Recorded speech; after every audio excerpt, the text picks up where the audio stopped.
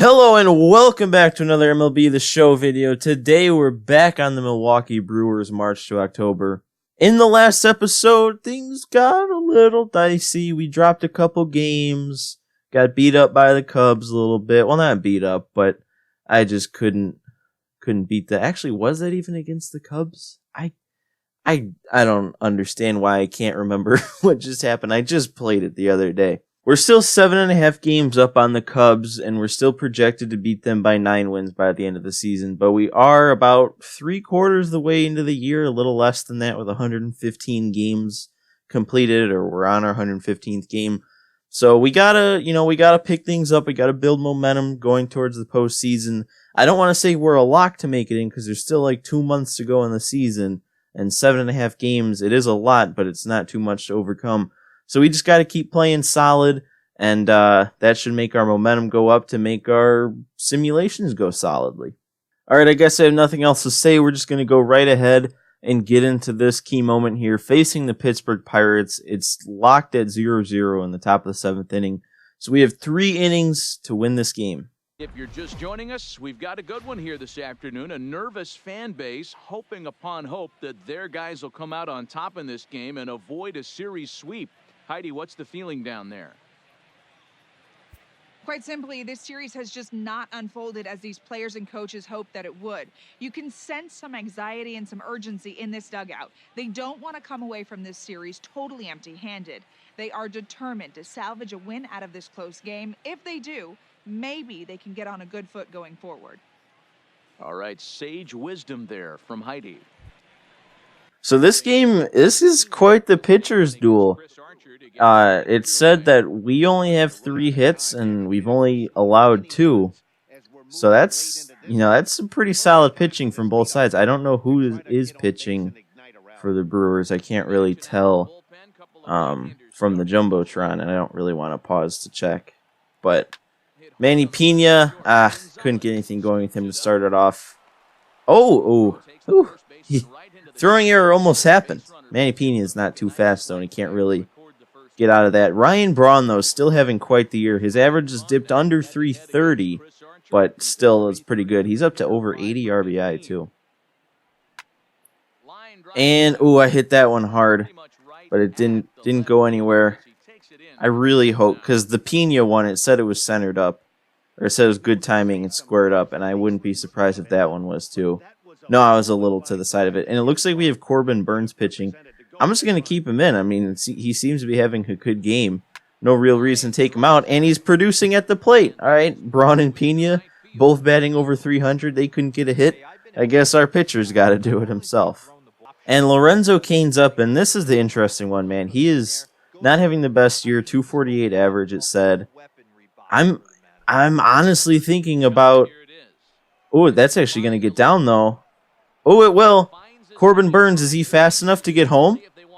Oh, yeah, definitely. 33 speed is going to be enough. Lorenzo Cain breaks the scoreless tie with a double with 2 outs in the 7th. That was good. I was literally just about to say I was thinking about replacing him with Billy Hamilton out in center. But, after that, I feel like when I play with him, he does pretty solid. So I'll leave him in for a little while longer, see if maybe he can turn it around a bit. But Billy Hamilton, I think, is having a better year. He's definitely not a better player attribute-wise. I think Cain still got him beat. But Billy Hamilton this year seems to be having a better year. So if that continues, I might have to put him in for Cain. But until then, Cain trying to keep his spot, and he did a good job there. This is another guy, Arcia, who I really hope keeps producing like how he was, because I turned down like 3 different times to trade for Andrelton Simmons, even though Simmons is way higher overall than Arcia is. But at the time of the trade requests, Arcia was batting like 300 with some good power numbers, and he's solid in the field. So I didn't really want to get rid of him, and he's taking that one deep. That one might get out. Off the wall, almost out, but that's going to be another RBI double. Back-to-back RBI doubles. And the 2 guys who I was just saying need to produce to prove themselves both hit RBI doubles. So this is looking good. And Christian Yelich is actually doing something. He's going to get an RBI single. The reason I say Christian Yelich actually doing something, if you haven't been keeping up, Yelich, I seem to never do well with him. Like, I don't know why. He's obviously the best player on the team attribute-wise, but I just don't end up doing anything with him. So it's nice to get an RBI with him there down the line. And we're putting up some big numbers this inning with 2 outs. 3 runs after 2 outs were already recorded. And Travis Shaw hits that one well, but it's going to get caught by the center fielder. We put up 3 runs that inning, though, so we set ourselves up to get the win in this one. This looking good. And now they're giving some trouble here in the 7th. That one's hit down the line by Polanco. They're going to pull into 2nd and 3rd with 1 out. So Burns has got a little bit of trouble to work himself out of here. And there is a base hit. That's only going to score 1.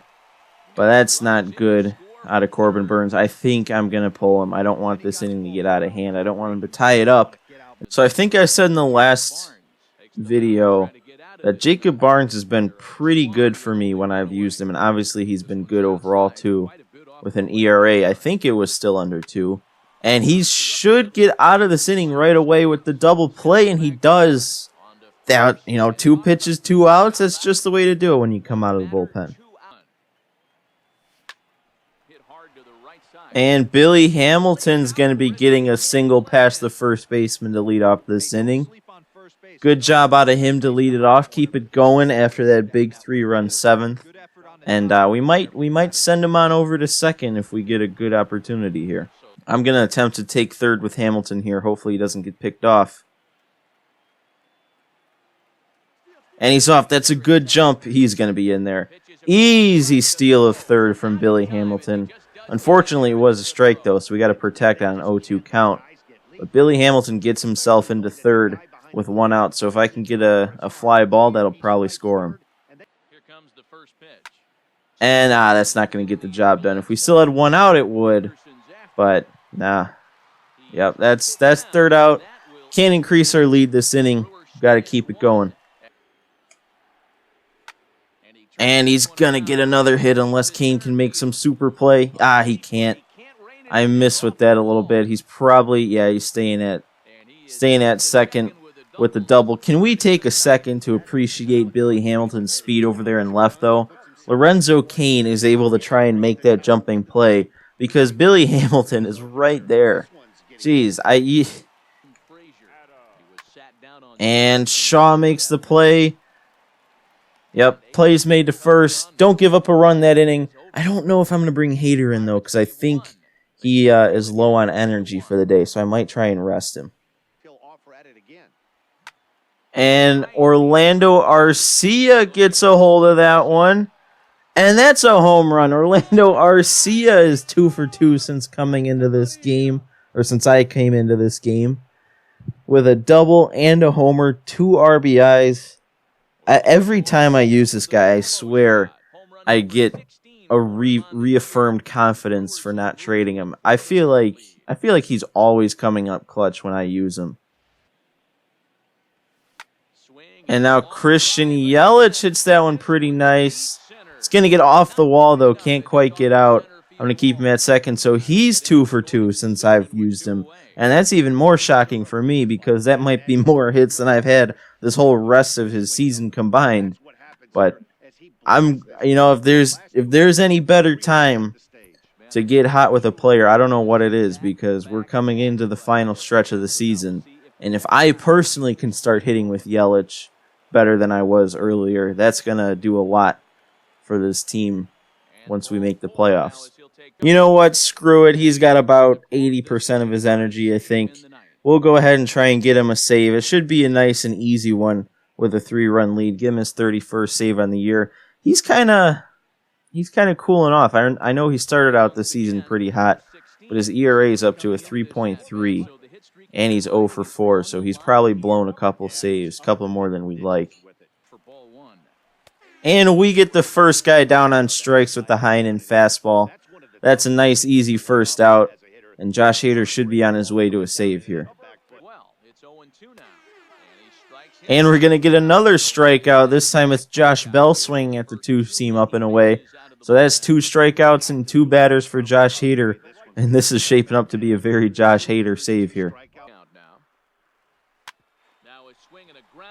And the ground ball to second should end this one. Moustakas gets it over there in time. And we take this one 4-1. Avoid getting swept by the Pittsburgh Pirates. And we got 3 nice little flame balls. I think I had a small snowflake ball, actually. So this should get rid of that and turn our overall momentum into a nice flame ball. All right, let's see what we got here. And we're going to be getting a nice, decently sized flame ball. Hopefully it gets us a win or 2 in these simulations. There's one. There's another. Can we sweep the Rangers? It's probably going to give us the chance to do it. There's 2 simulation wins there. And we're going to go for the sweep this time. Last time we were trying to avoid getting swept. This time we are trying to complete a sweep. And it looks like it's going to be a very similar situation. Well, not quite, because each team scored 6 runs, but in the sense that it's a tie game in the 7th. Our record moves to 72-46. We've started to right the ship a little bit, back to 10 games up against the Cubs, and actually the Cardinals have taken over the second place spot from the Cubs. So we're 9.5 in front of the Cardinals.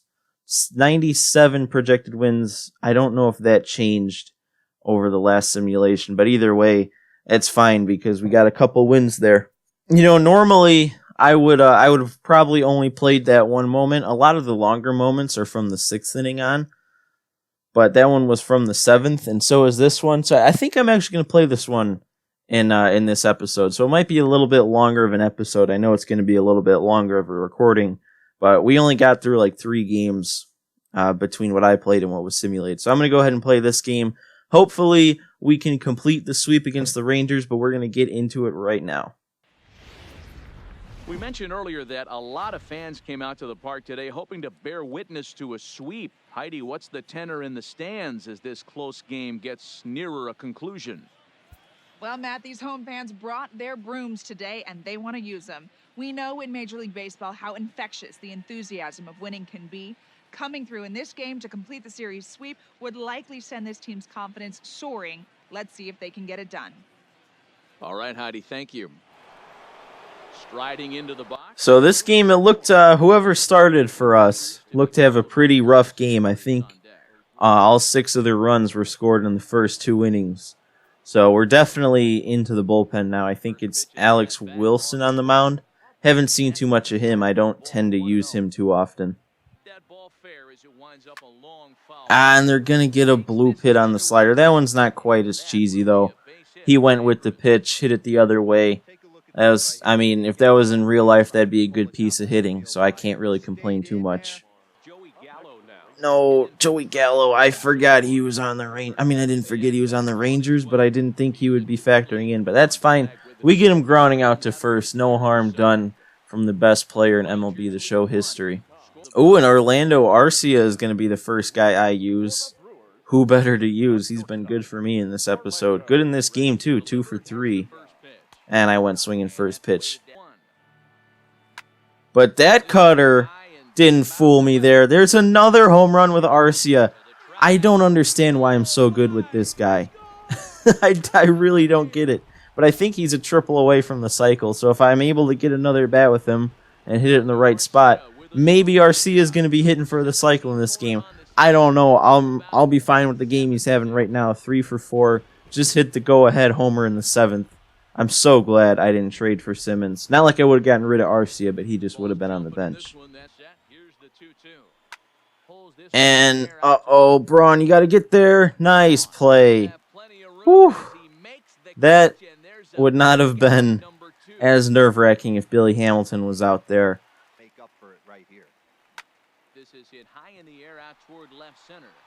Oh, that one's actually going to get down. Okay. I didn't say anything off the bat because I thought that was just going to be a fly out to left, but Mike Moustakas hitting a lefty-lefty double in the left center gap that was bounced over the wall. I don't know why I'm so flustered by that. I guess it's just because Mike Moustakas hasn't been too good for this team. And now Grandal's going to get that one down the right field line. That's going to be an RBI, and it should be a double even with his speed. And yep, he gets in there for the RBI double, increasing the lead to 8-6. And Hernan Perez gives that one a bit of a ride to right. And it's actually gone. All right, Hernan Perez with a homer also. He's still hot for me when I use him.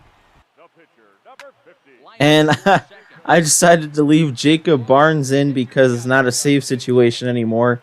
And even he's getting base hits. So this bottom of the 8th here is just a parade of hitting. Oh, and Christian Yelich is getting that one back up the middle for a hit. I'm going to try and score with Barnes. This is going to be kind of close, but he's in there. And Christian Yelich gets an RBI single up the middle. We've broken this one open to a 5-run lead now. Here comes the first pitch.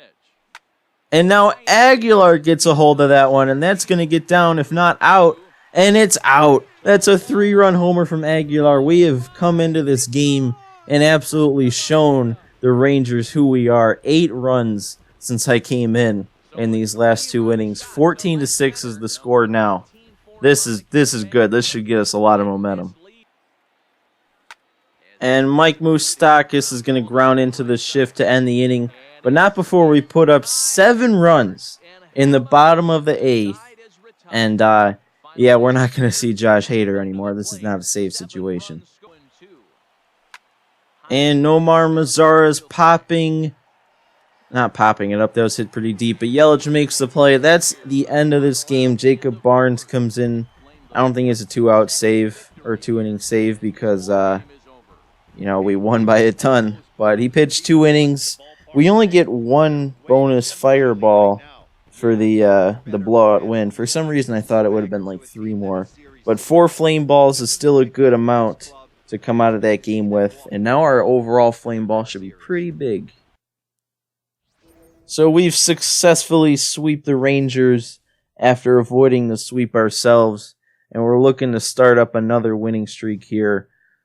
Sweep the Twins in a 2-game series. Still using the momentum. Oh, these are a lot of wins. But we dropped one to the Nationals. And now it looks like on August 20th, we're getting our next key moment against the Cardinals. And it's going to be win a close game against a division rival. Sounds like fun.